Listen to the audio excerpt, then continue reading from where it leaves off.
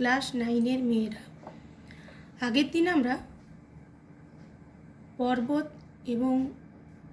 পর্বত মানব জীবনে পরিবেশের উপর কী প্রভাব ফেলে তাই নিয়ে আলোচনা করেছিলাম। আজ আমরা আলোচনা করব মালভূমি বা প্লেটো নিয়ে। মালভূমির সংজ্ঞায় কী বলা যেতে পারে?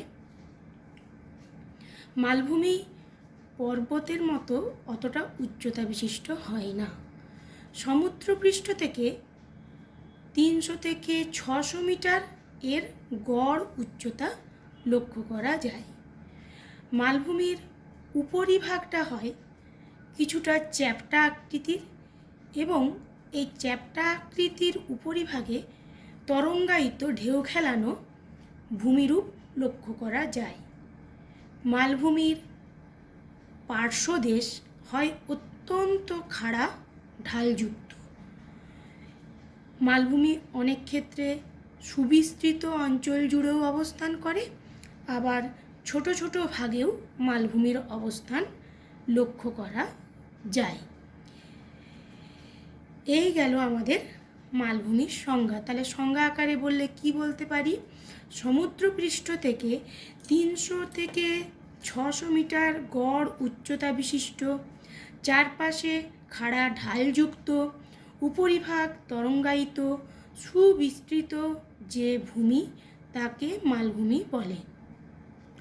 স্থলভাগের মধ্যে এই মালভূমি প্রায় 30% অঞ্চল নিয়ে গড়ে উঠেছে।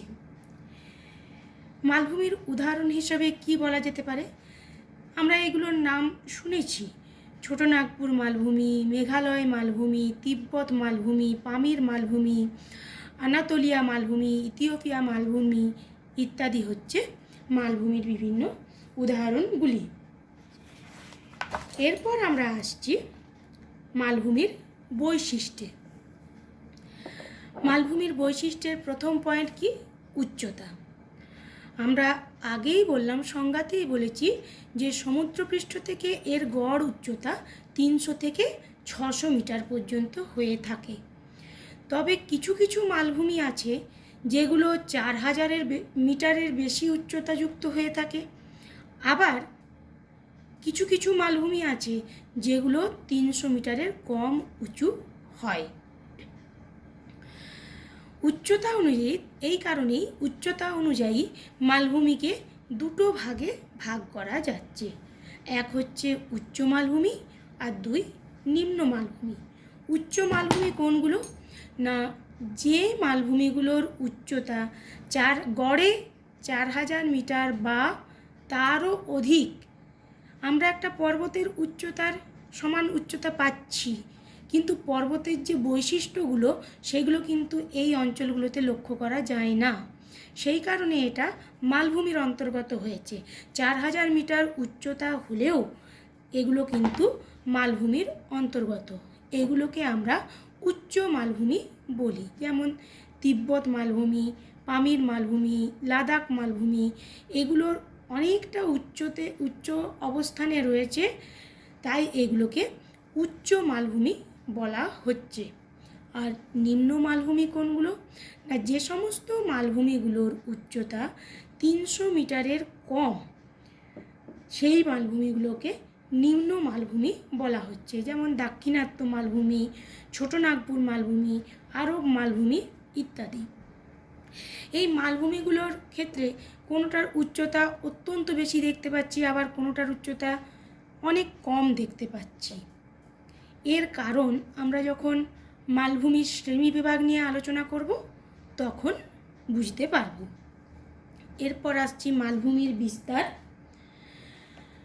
মালভূমি সুবিস্তৃত অঞ্চল জুড়ে অবস্থান করে, অর্থাৎ একটা বিস্তীর্ণ অঞ্চল জুড়ে এই মালভূমির অবস্থান লক্ষ্য করা যায়।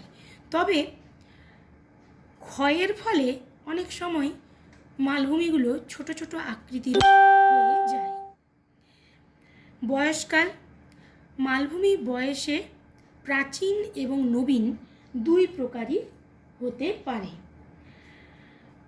প্রাচীন মালভূমি অর্থাৎ আমরা দেখতে পাবো যে পৃথিবী যখন সৃষ্টি হয়েছিল তখনকার যে গন্ডোয়ানা বা আঙ্গারাল্যান্ডের শিলা দ্বারা গঠিত অঞ্চল, সেই রকম যে মালভূমিগুলো পাবো সেগুলো হচ্ছে প্রাচীন মালভূমি। আর নবীন মালভূমি কোনগুলো?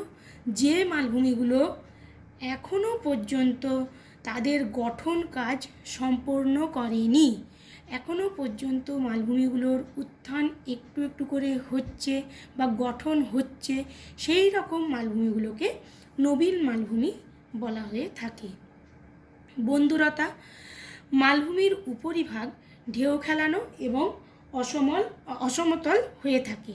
তাহলে উপরিভাগটা যদিও চ্যাপ্টা আকৃতির হয়, কিন্তু সেখানে ঢেউ খেলানো তরঙ্গায়িত ভূমি এখানে লক্ষ্য করা যায়।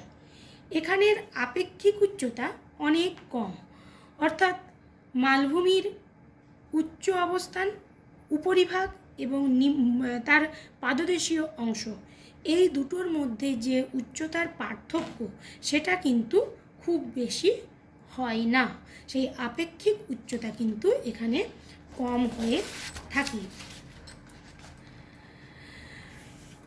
মালভূমির ঢাল ও আকৃতি। মালভূমি কিন্তু ঢাল অনেক বেশি খাড়া হয়ে থাকে।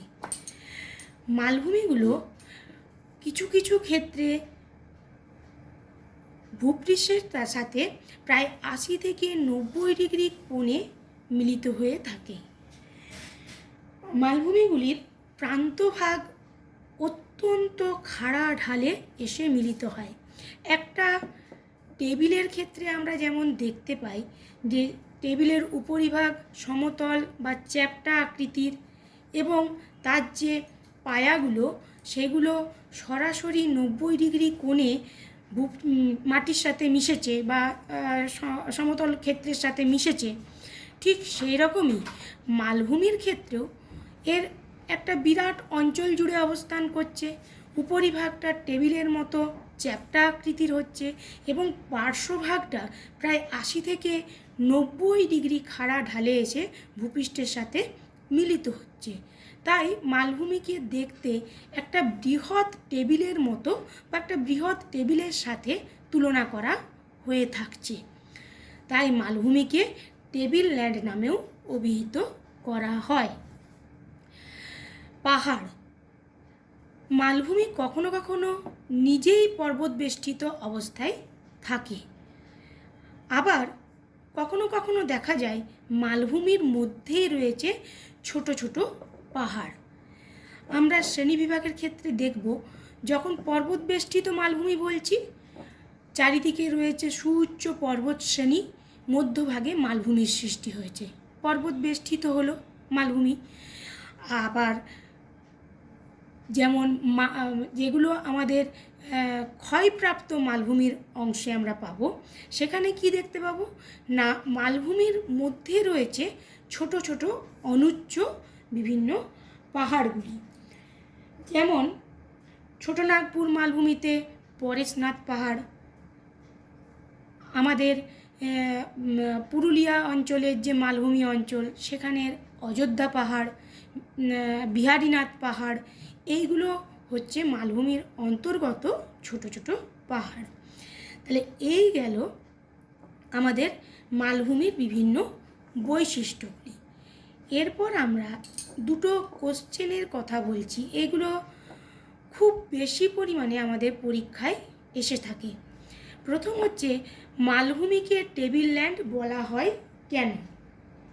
কেন না, মালভূমির উপরিভাগ প্রায় সমতল বা সামান্য ঢেউ খেলানো। মালভূমির পার্শ্বভাগ অত্যন্ত খাড়া ঢালযুক্ত, প্রায় 80 থেকে 90 ডিগ্রি খাড়া ঢালে মালভূমির পার্শ্বভাগ ভূপৃষ্ঠের সাথে মিলিত হচ্ছে, ফলে এটা দেখতে একটা বৃহদাকার টেবিলের মতো মনে হয়। এই কারণে মালভূমিকে টেবিল ল্যান্ড বলা হচ্ছে। দ্বিতীয় প্রশ্ন, পামির মালভূমিকে পৃথিবীর ছাদ বলা হয় কেন? আমরা পামির মালভূমি সম্পর্কে কিছুটা ধারণা ক্লাস 7-এ পেয়েছি। সেখানে আমরা কি দেখেছি না, পামির মালভূমি প্রকৃতপক্ষে একটা গ্রন্থি। সেখান থেকে বিভিন্ন পর্বত শ্রেণীগুলো, ভঙ্গিল পর্বত শ্রেণীগুলো বিভিন্ন দিকে ছড়িয়ে গিয়েছে। এই পামির মালভূমি পৃথিবীর সর্বোচ্চ মালভূমি। এই মালভূমির উচ্চতা হলো প্রায় 4873 মিটার। যেহেতু মালভূমি সেহেতু উপরিভাগ সমতল, আবার চারিপাশের ঢাল অত্যন্ত খাড়াভাবে সে ভূপৃষ্ঠের সাথে মিলিত হয়েছে পার্শ্বভাগ। একটা বাড়ির ক্ষেত্রে যেমন ছাদের অংশটা বৃহৎ হয়ে থাকে এবং ছাদ থেকে যে দেওয়ালগুলো নিচে নেমে আসছে সেগুলো খাড়াভাবে ভূপৃষ্ঠের সাথে মিলিত হয়, পামির মালভূমির ক্ষেত্রেও এর অধিক উচ্চতা, যেন অনেকটা উচ্চতা হওয়ার জন্য তাকে যেন ছাদের মতো মনে করা হচ্ছে, ছাদের সাথে তাকে তুলনা করা হয়েছে। এই কারণে বাড়ির ছাদের সাথে তুলনা করা হওয়ার জন্যই এটা তার বাড়ি নয়, পৃথিবী, তাই পৃথিবীর ছাদ বলে তাকে অভিহিত করা হচ্ছে। এই কারণেই পামির মালভূমিকে পৃথিবীর ছাদ বলা হয়। দুটো শর্ট প্রশ্নের উত্তর বলি। ভারতের উচ্চতম মালভূমি হলো লাদাখ। ভারতের বৃহত্তম মালভূমি হলো দাক্ষিণাত্য মালভূমি। পৃথিবীর উচ্চতম মালভূমি আমরা জেনেছি পামির মালভূমি, আর পৃথিবীর বৃহত্তম মালভূমি হচ্ছে তিব্বত মালভূমি। এইগুলো গেল কিছু শর্ট প্রশ্ন এবং যে প্রশ্নগুলো বেশি আসে সেই নিয়ে আলোচনা। এরপর আমরা আসছি উৎপত্তি অনুসারে মালভূমির শ্রেণীবিভাগ। উৎপত্তি অনুসারে মালভূমিকে 3টে ভাগে ভাগ করা যাচ্ছে: ভূগাঠনিক মালভূমি, ক্ষয়জাত মালভূমি, সঞ্চয়জাত মালভূমি, এবং আরেকটি ভাগ খুব গুরুত্বপূর্ণ নয়, তবু আমরা ভাগ করে থাকি অন্যান্য মালভূমি রূপে। প্রধান 3টে ভাগ: ভূগাঠনিক মালভূমি, ক্ষয়জাত মালভূমি এবং সঞ্চয়জাত মালভূমি। এবার একটু শ্রেণীবিভাগটা দেখে নেওয়া যাক, কোন কোন ক্ষেত্রে কীভাবে কোন মালভূমিগুলো গঠিত হয়েছে। ভূগাঠনিক মালভূমি। ভূগাঠনিক মালভূমিকে আবার 4 ভাগে ভাগ করা যাচ্ছে। প্রথম হচ্ছে পর্বত বেষ্টিত মালভূমি, অর্থাৎ যে মালভূমিগুলো পর্বত দ্বারা বেষ্টিত হয়ে থাকছে। মহাদেশীয় মালভূমি, মহাদেশের বিরাট অংশ জুড়ে যে মালভূমি গঠিত হচ্ছে।